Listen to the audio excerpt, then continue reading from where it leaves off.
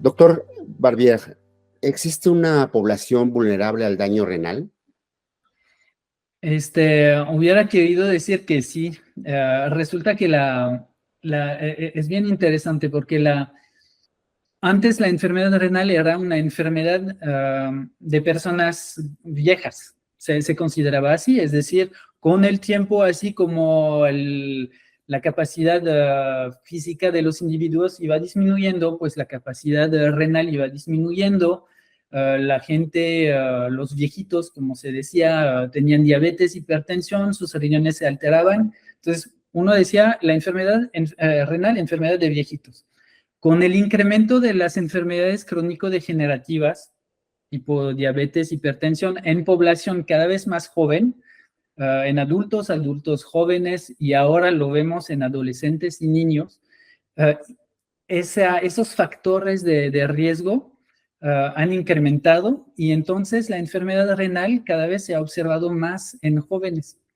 Si a eso le agregamos la parte de contaminación o factores externos, factores ambientales, que impacta finalmente todas las categorías de la sociedad, desde los bebés hasta los adultos mayores, entonces ya nos hemos dado cuenta que la enfermedad renal cada vez es menos una enfermedad de viejos, sino que se está volviendo una enfermedad de jóvenes. Y eso lo estamos observando en México, en muchos estados de la República, pero también a nivel global, a nivel mundial, estamos observando un incremento de los casos de enfermedades renales, no solamente agudas, que son muy puntuales, sino que también de las crónicas en infantes, en adolescentes y jóvenes adultos. Y eso es algo que no ocurría. Entonces, finalmente no es que haya una categoría particular que esté afectada. Ahora, en nuestros tiempos, casi todas las edades pueden ser sensibles a la enfermedad renal. ¿Qué está haciendo la ciencia, doctor, para el diagnóstico temprano y para el tratamiento oportuno? El problema, lo comentamos en unas de las preguntas anteriores. El problema es que el riñón es un órgano muy noble con una gran capacidad de compensatoria. Y entonces eso es muy bueno para nuestra salud y para nuestra sobrevivencia, pero es muy malo para el diagnóstico. Es decir, si tengo un órgano que nunca se queja, entre comillas, es un órgano en el cual va a ser muy difícil que yo pueda diagnosticar desde etapas tempranas sus alteraciones.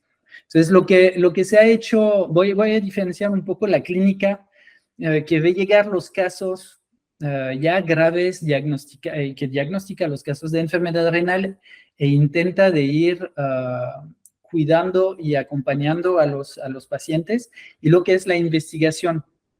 En la investigación lo que estamos intentando de hacer es de desarrollar nuevas herramientas mucho más sensibles y tempranas que lo que se ha utilizado hasta ahora. Es un campo relativamente nuevo, 10, 15 años, que es muy poco si consideramos estudios innovadores. Y lo que se intenta de hacer es de detectar el daño antes que haya realmente ocurrido.